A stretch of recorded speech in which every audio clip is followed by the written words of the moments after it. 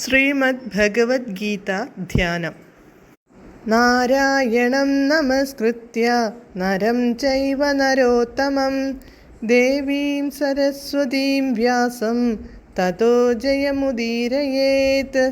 നഷ്ടപ്രായേഷു ഭദ്രേഷു നിത്യം ഭാഗവത സേവയാ ഭഗവതേ ഉത്തമശ്ലോകേ ഭക്തിർഭവതി നൈഷ്ടകീ.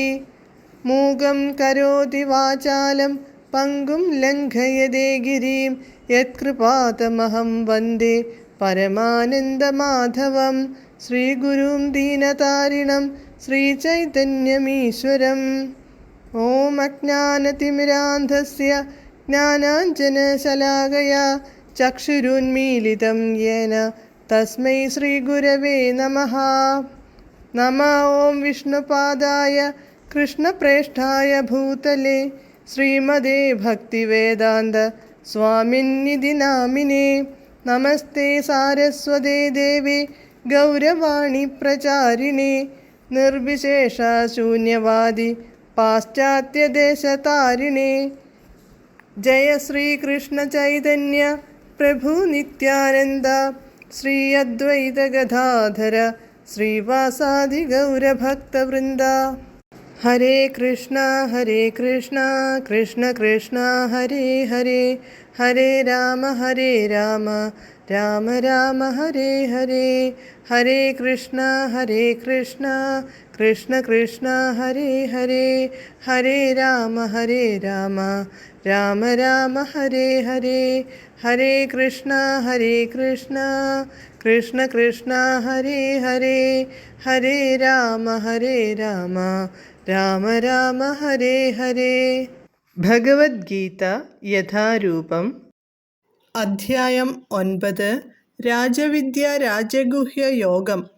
ശ്ലോകം 33, പേജ് നമ്പർ 519.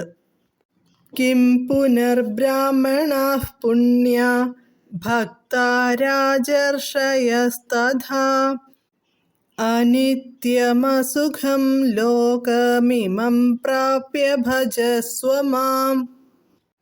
പദാനുപദം.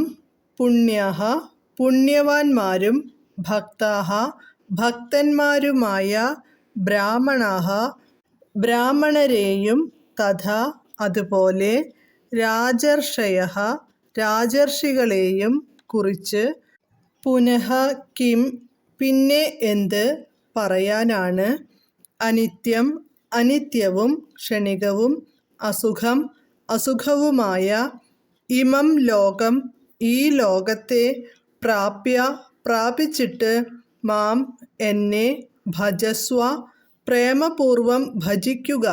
വിവർത്തനം. അപ്പോൾ പുണ്യാത്മാക്കളായ ബ്രാഹ്മണരുടെയും ഭക്തരായ രാജർഷികളുടെയും കഥ പറയാനുണ്ടോ? അനിത്യവും ദുഃഖപൂർണവുമായ ഈ ലോകത്തിൽ പിറന്നവർ എൻ്റെ പ്രേമഭക്തി സേവന നിരതരാകുന്നു. ഭാവാർത്ഥം. ഭൗതിക ലോകത്തിൽ മനുഷ്യർ പല വർഗങ്ങളിൽപ്പെട്ടവരാണ്. എന്നാൽ ആർക്കും ഇതൊരു സുഖമുള്ള സ്ഥലമായി അനുഭവപ്പെടുന്നില്ല. അനിത്യമസുഖം ലോകം. ഇത് നശ്വരമാണ്, ദുഃഖപൂർണവുമാണ്. ബുദ്ധിയുള്ള ഒരാൾക്കും ഇഷ്ടവസതിയല്ല ഈ ലോകം. ഇത് നശ്വരവും ദുഃഖപൂർണവുമാണെന്ന് ഭഗവാൻ തന്നെ പ്രഖ്യാപിക്കുന്നുണ്ട്. ചില തത്വജ്ഞാനികൾ, വിശേഷിച്ച് മായാവാദികൾ പറയുന്നത് ഈ ലോകം മിഥ്യ മാത്രമാണെന്നാണ്. അവർക്ക് ഈ ലോകം മായയത്രേ. ഈ പ്രപഞ്ചം മിഥ്യയല്ലെന്ന് നമുക്ക് ഭഗവത്ഗീതയിൽ നിന്നും മനസ്സിലാക്കാം. ഇത് മായയല്ല, ക്ഷണികമാണ്. ക്ഷണികമെന്നതും മിഥ്യയെന്നതും ഒന്നല്ല, വ്യത്യസ്തങ്ങളാണ്. ഈ ലോകം ക്ഷണികമാണ്. മറ്റൊരു ലോകമുണ്ട് ശാശ്വതമായിട്ട്.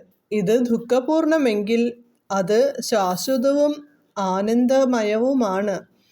രാജർഷിമാരുടെ കുലത്തിലാണ് അർജുനൻ ജനിച്ചത്. അദ്ദേഹത്തോടും ഭഗവാൻ പറയുന്നു, ഭക്തിപൂർവം എന്നെ സേവിക്കുക. വേഗം സ്വധാമത്തിലേക്ക്, എന്നിലേക്ക് തിരിച്ചു പോരൂ. ദുഃഖപൂരിതവും നശ്വരവുമായ ഈ ലോകത്തിൽ ആരും ജീവിക്കേണ്ടതില്ല. ഏവരും ശാശ്വതമായ ആനന്ദാനുഭൂതിക്കു വേണ്ടി ഭഗവാന്റെ തിരുമാറിനോട് മമത പുലർത്തണം. ഏതു വിഭാഗത്തിൽപ്പെട്ട മനുഷ്യർക്കും പ്രശ്നപരിഹാരത്തിനുതകുന്ന പ്രക്രിയ ഒന്നേയുള്ളൂ, അതാണ് ഭഗവത് സേവനം. കൃഷ്ണാവബോധം ഉൾക്കൊണ്ട് ഓരോരുത്തരും സ്വജീവിതത്തെ പരിപൂർണതയിലെത്തിക്കണം. ഹരേ കൃഷ്ണ.